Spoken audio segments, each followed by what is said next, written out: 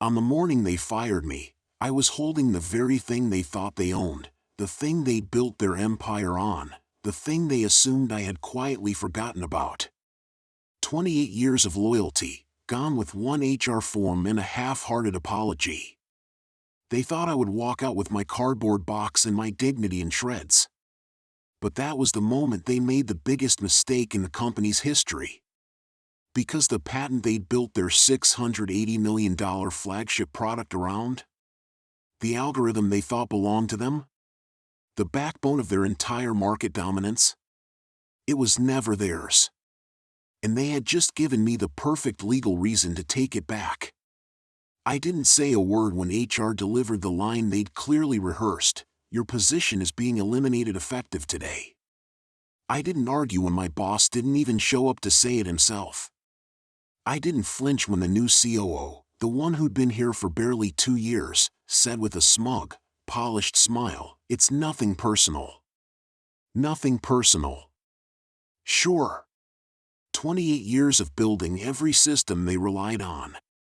28 years of patent disclosures, provisional filings, and inventions that pulled the company out of financial freefall more times than they'd ever admit.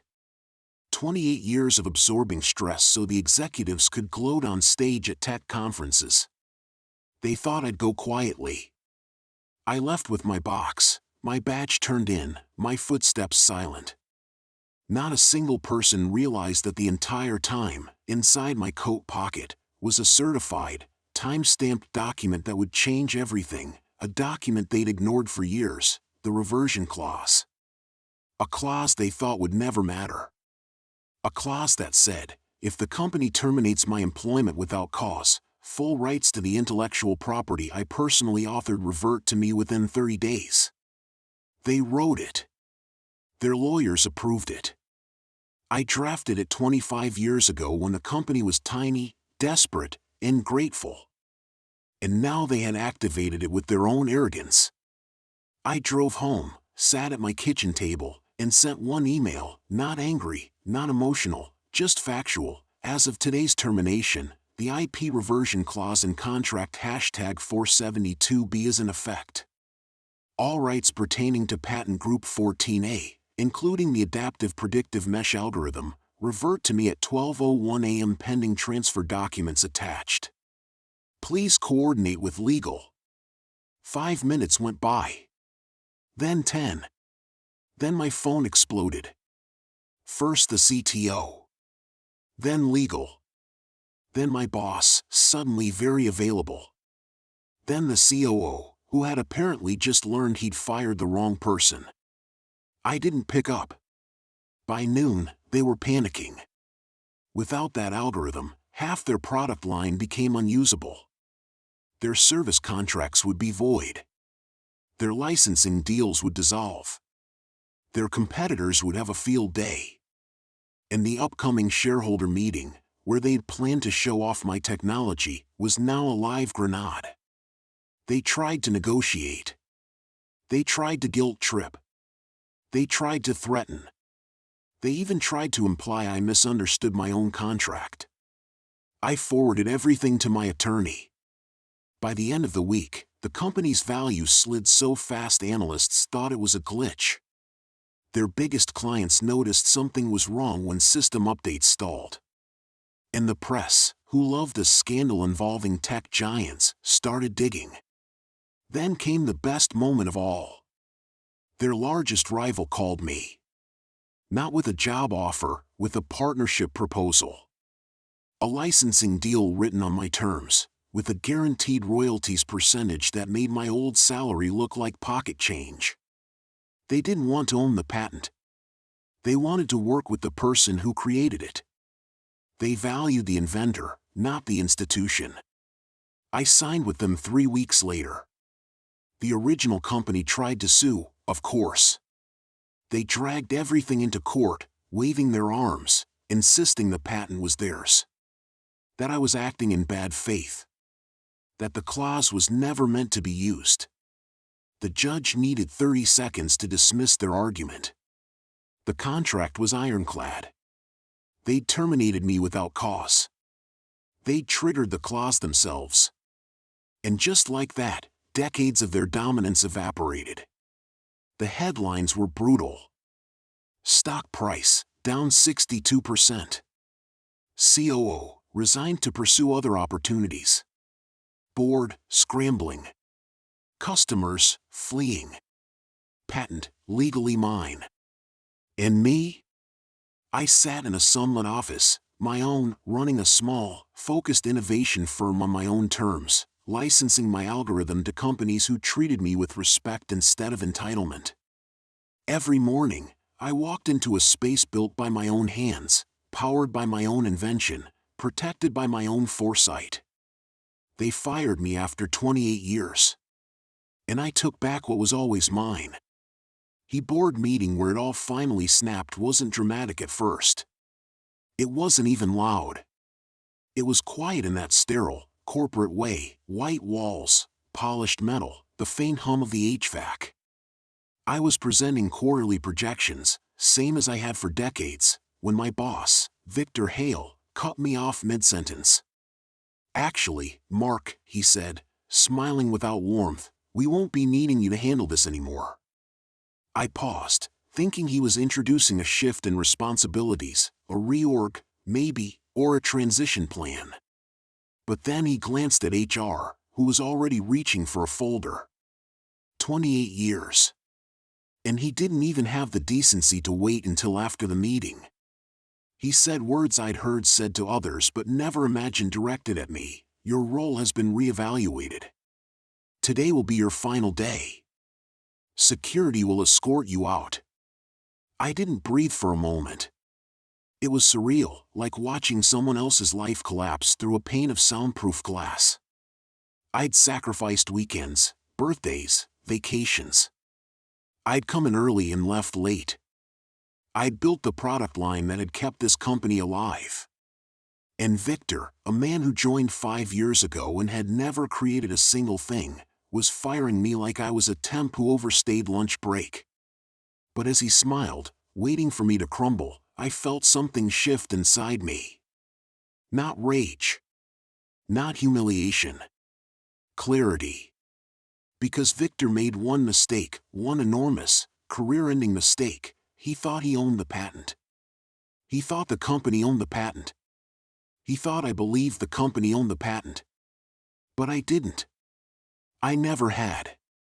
The invention that made the company $680 million, the adaptive micro-recalibration engine, was something I created at home, on my own computers, months before the company even greenlit the research division that later adopted it. And more importantly, I had the legal paperwork to prove it. I didn't yell. I didn't threaten. I didn't argue. I simply nodded, gathered my things, and let security walk me out. Because the moment I stepped outside those glass doors, Victor Hale's world began ticking toward impact, and he didn't even know the bomb existed. I went home, sat at my old wooden desk, and opened the drawer where I kept the documents no one at the company even knew existed. A signed, time-stamped, attorney-notarized IP declaration. Dated 8 months before the company filed any paperwork. See, the whole patent belongs to the company rule only works if the invention was created during employment, on company equipment, or under company instruction. Mine wasn't. Mine lived in a notebook long before the company even imagined producing anything like it. And for 28 years, I never said a word. Not because I wanted leverage, but because I believed in the company. Believed in the people. Believed my loyalty would be returned. But when they kicked me out like dead weight, that belief died instantly. I forwarded everything to my attorney, a calm, methodical man named Abrams who specialized in patent disputes. When he finished reading the files, he only said, "Mark, they're not prepared for this." Neither was Victor.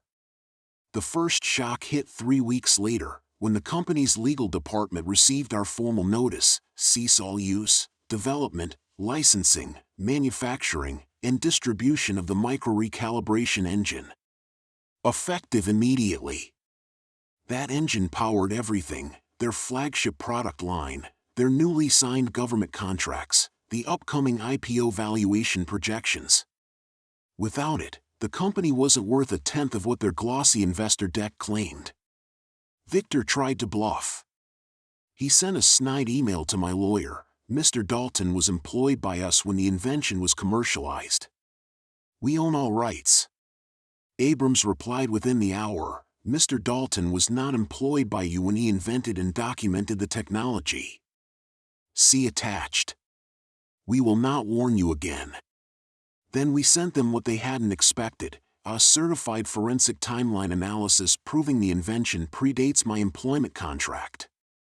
A lab logbook with external third-party signatures. 3 witnesses who'd seen early prototypes in my garage. And the kicker: a patent office provisional filing I'd quietly submitted years earlier, untouched, unreferenced, but legally binding.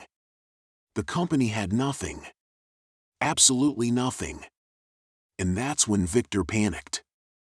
He called me, for the first time since firing me, using a voice I'd never heard from him, nervous, shaken, cracked around the edges.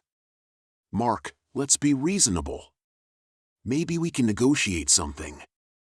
I almost laughed. But I didn't. I spoke calmly. You fired me. You told me I was no longer part of the company. So now? You get what comes with that decision. He tried threatening me with countersuits. He tried claiming corporate ownership. He tried pushing for arbitration. But every door he touched crumbled under the weight of the law. The board held an emergency meeting. Their stock price started slipping. The government contracts got placed under review. And within that pressure cooker, the board asked the inevitable question: who authorized the termination of the inventor? All fingers pointed to Victor. Because it was Victor. And when the board realized the $680 million patent rights belonged solely to me, an angry ex-employee with airtight documents, they understood the magnitude of his error. They asked me to come in. Not to apologize. Not to negotiate. But to face them as the man who now held their entire company hostage, legally, cleanly, and with a smile. And oh, I walked into that room slow. Deliberate. Like a man taking back something that was always his. The boardroom was different without my badge. Funny thing, when you walk into a place as an employee, you feel small. When you walk in as the owner of the only thing keeping them alive, every chair feels too small for them. They had the whole cavalry assembled. 7 board members. 2 attorneys. Victor sitting off to the side looking like someone had unplugged his spine. I didn't bother with a suit. Just a clean shirt, sleeves rolled up, because I wasn't there to impress anyone. I was there to finish what they started. The chairwoman cleared her throat. Mr. Dalton, we've reviewed your filings. We want to discuss a path forward. Of course they did. Their legal counsel spoke next, trying to sound composed. You are within your rights to claim sole ownership of the patent. However, such action would severely damage the company, its employees, and its shareholders. He was laying the moral guilt trap. The same tactic they used when they fired me, framing their decisions as necessary for the greater good. I didn't fall for it then. I sure as hell wasn't falling for it now. I gave this company 28 years, I said. I trained half your engineering department. I created the engine you built your entire product line around. And you threw me out because your CEO's son wanted a promotion. The room went still. I glanced at Victor. He stared at the table, the safest place for cowards. The chairwoman folded her hands. What do you want, Mr. Dalton? There it was. The moment the hunter finally realized he wasn't holding the gun, he was the target. I handed them a simple sheet of paper. My terms. No corporate waffle. No legal jargon. Just 3 lines, a full, Immediate license buyout of the patent at fair market value. A public statement clearing my name of any wrongdoing. Victor's resignation. They read it in silence. The attorneys whispered. Someone exhaled like they'd been punched. Then the chairwoman said quietly, "That valuation is extremely high." "It's what the patent is worth," I replied. "And I'm done giving this company discounts." They knew I was right. They also knew I didn't need them. I could walk out and license the tech to any competitor within 48 hours. My inbox was already full of offers. The room broke into whispers again, quick and frantic. Finally, the chairwoman turned to Victor. "Please step out." He froze. What? Why? "This concerns me." "No," she said. "This is because of you. Please leave the room." He looked at me with burning resentment, the same expression he wore the day he fired me, but now he had no power behind it. He stood, shoulders slumped, and walked out like a man carrying the weight of his own downfall. And once the door clicked shut, the board accepted all three of my terms. Not because they wanted to. Because they had no other choice. The patent buyout alone would cost them more than Victor's entire career had ever generated. But that wasn't my problem anymore. As I signed the final document, the chairwoman said, "Mr. Dalton, we're sorry. This should never have happened." I nodded once. "Then take this as a lesson. Never let incompetence decide the fate of your best people." When I walked out of that building, sunlight warm on my face, stress finally slipping off my shoulders, Victor was standing outside, pale and angry. He glared at me like I'd stolen something from him. I didn't. I simply reclaimed what he tried to steal. He opened his mouth to say something spiteful, but I raised a hand. "Victor, you fired the wrong man." And I kept walking. By the end of the week, the patent money cleared. The public statement was released. And Victor's resignation hit the news with the quiet thud of a career ending before it ever began. Justice wasn't loud. It wasn't messy. It wasn't dramatic. It was clean. Precise. Legal. And it tasted beautifully sweet. Victor didn't disappear quietly. Men like him rarely do. They cling to their last scraps of imagined power like it's oxygen. And even after he resigned, he still tried to play the victim everywhere he could. I didn't expect him to vanish. I expected him to flail. And he did. 2 days after the news broke, I walked into my favorite small-town diner, the same one where I'd eaten breakfast for 20 years, and the owner, Betty, slid a coffee toward me before I even sat down. "Well, look who finally got what he deserved," she said with a grin. I laughed. Word traveled fast around here. I was stirring my coffee when the bell over the door chimed. Heavy steps. A familiar perfume of arrogance and panic mixed together. Victor. He spotted me immediately and marched over with a stiff, brittle energy. "You ruined my reputation," he hissed. "My father said the board won't even take my calls.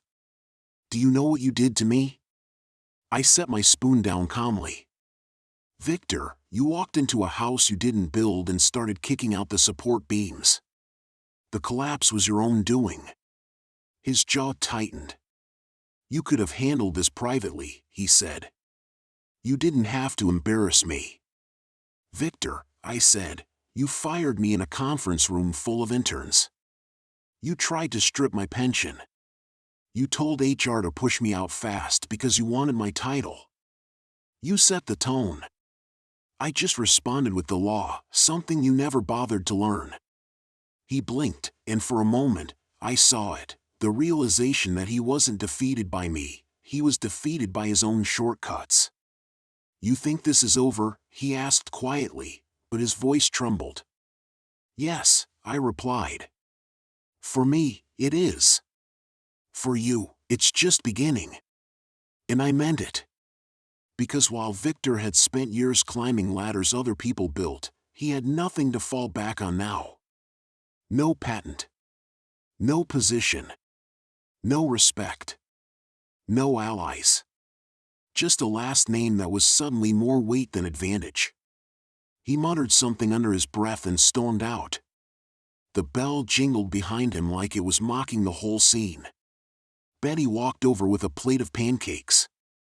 "That man needs therapy and a nap," she said. Probably in that order. I nearly choked laughing. But behind the humor, I felt something settle in my chest, a kind of peace I hadn't felt in decades. Because for the first time in my career, my worth wasn't tied to a company badge, a title, or someone else's approval. It was mine. Legally. Financially. Fully. Later that week, I got a call from a firm in Boston, one of the competitors who had emailed me earlier. They didn't want to buy the patent anymore. They wanted me. "Come consult for us," their director said. "Set your rate. No cap." I looked out the window at my quiet backyard, at the maple tree I'd never had time to trim, at the dog who'd waited for me through too many late nights. I smiled. "I'll think about it," I said. "But I'm not rushing back into anything. For now, I'm taking some time off." "Of course," she replied. "You've earned it." Earned. That word hit differently now. Because after 28 years of being loyal to people who saw me as disposable, I finally wrote my own ending, and for once, it was fair. And as I settled into my chair with a cup of coffee, sunlight stretching across the kitchen, I felt a truth I had ignored for too long. When you stop letting the wrong people define your value, the right opportunities find you on their own. Justice wasn't just served. It opened a door I didn't even realize had been locked. The email that ended 28 years of my life arrived at 6:12 a.m., long before anyone else stepped into the building. No meeting. No discussion. No warning. Just a cold, corporate paragraph from my boss, Alan Drayton, thanking me for my service and informing me that my position had been eliminated effective immediately. 28 years, and he couldn't even look me in the eye. I sat there in my home office, the dawn barely brushing the window, rereading the message until the disbelief hardened into something sharper, colder. Because Alan wasn't just firing me. He was trying to steal from me. He just didn't know the one detail that would destroy him. I had built the core biometric encryption engine that powered the company's newest line of defense systems, technology valued at over $680 million in active government contracts. I wrote the first prototype in a cramped apartment at 24, years before the company even existed. When they hired me, I never signed over the IP. They assumed I had. They always assumed I had. For nearly 3 decades, Alan treated me like a quiet background process, useful but invisible. He thought I'd never fight back.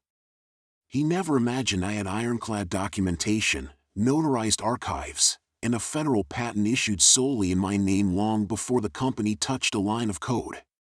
When I walked into the office later that morning to turn in my badge, the new security guard looked at me with uncertainty. Alan had already tried to revoke my access. I didn't argue. I didn't need to. I simply asked for a visitor pass. They waved me in, unaware that every step I took through that building was another nail in Alan's coffin. I went straight to the server room, my server room. For months, the company had used my encryption engine as the backbone of their national security infrastructure, blissfully ignorant that the license they relied on expired automatically if I was no longer an employee. A protection clause buried in the 2001 draft agreement Alan never bothered to read. 3 minutes after badge deactivation, their entire command suite would lock itself behind a wall of self-encrypting algorithms, inaccessible without my master key. They shouldn't have fired me. They should have begged me to stay. By the time I reached my desk to pack my things, the first alarms began. Soft chimes at first. Then the door slams, the raised voices, the tremor of panic spreading floor to floor like a brush fire. Screens went black. Access modules failed. Internal communications crashed. A director stumbled past my cubicle asking if I'd noticed any server issues. I shrugged. Wouldn't know. I'm not an employee. 5 minutes later, Alan came storming down the corridor, sweat darkening the collar of his overpriced suit. His eyes flicked to my half-empty box, then to the calm on my face. "What did you do?" he hissed. "What did you break?" "I didn't break anything. I simply let the system enforce the contract they never respected." "Alan," I said evenly, "you've been using technology that belongs to me. Personally. Legally. Federally. You fired the one person who had the right to license it to you." He froze. The realization hit him with a violence I enjoyed far more than I should have. Within an hour, the board summoned emergency counsel. Their billion-dollar infrastructure was locked behind technology they no longer had permission to operate. Government contracts were now in breach. Deliverables halted. Penalties surged. Alan's face turned a shade of ash I had never seen on a living man. I provided them with two options: a buyout at full market value, $680 million, or immediate cessation of use with a federal complaint filed that afternoon. They knew what that meant. Contract forfeiture. Lawsuits. Criminal exposure. Careers detonated in slow motion. By sunset, I walked out of that building no longer with a box in my hands but with a signed agreement granting me every cent owed for 28 years of innovation they had tried to erase. Alan was escorted out the following morning, his badge still swinging from his hand like a dead weight. The company survived, barely, but its glory days were gone. Mine, however, had just begun. Because the moment you stop letting bullies take credit for your genius, the world finally realizes who built the empire in the first place.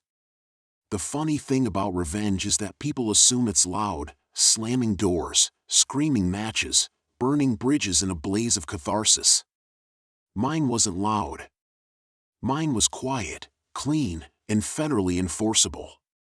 The morning after the buyout, I woke up to more voicemails than I'd received in the previous year combined. Reporters. Former colleagues. Recruiters. A surprisingly sheepish message from one board member who suddenly wanted to discuss opportunities moving forward. Even Alan left 3 messages, all variations of "we can fix this," spoken through the voice of a man who finally realized the ground beneath him had given way. I didn't return a single call. Instead, I sat on my back porch, coffee in hand, letting the breeze carry the last remnants of bitterness out of my system. The world kept spinning. My life, for the first time in decades, belonged to me alone. But the fallout was too big to ignore. By midweek, the government had launched a review into the company's mishandling of proprietary technology. Contractors whispered. Competitors circled like sharks. Their stock dropped 12% overnight. The board tried to claim unexpected technical complications, but investors weren't fools.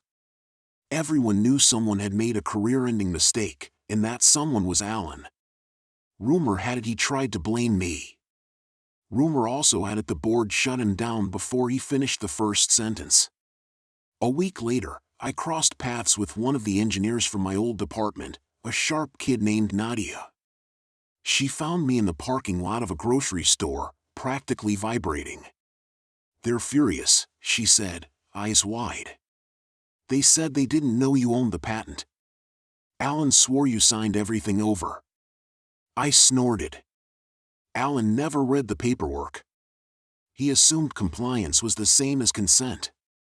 She laughed, the kind of laugh that comes from people who have spent too many years choking down unfairness. "Everyone's cheering for you," by the way. Really? Oh, yeah. We've been waiting for someone to knock him down a few floors. We talked for a bit, nothing heavy. But as she walked away, she turned back. Thank you, she said. Not for what you did to them. For showing the rest of us that we're not powerless. Her words sat with me longer than I expected. Powerless. That's what Alan had counted on. That's what most corporate tyrants count on, the belief that the people beneath them won't fight, don't know how to fight, or don't have the tools to win. He thought I was just a tired, aging engineer who'd accept whatever was handed to me. He thought wrong. By the second week, the company's main competitor reached out, not with a job offer, but with a proposal: build something new.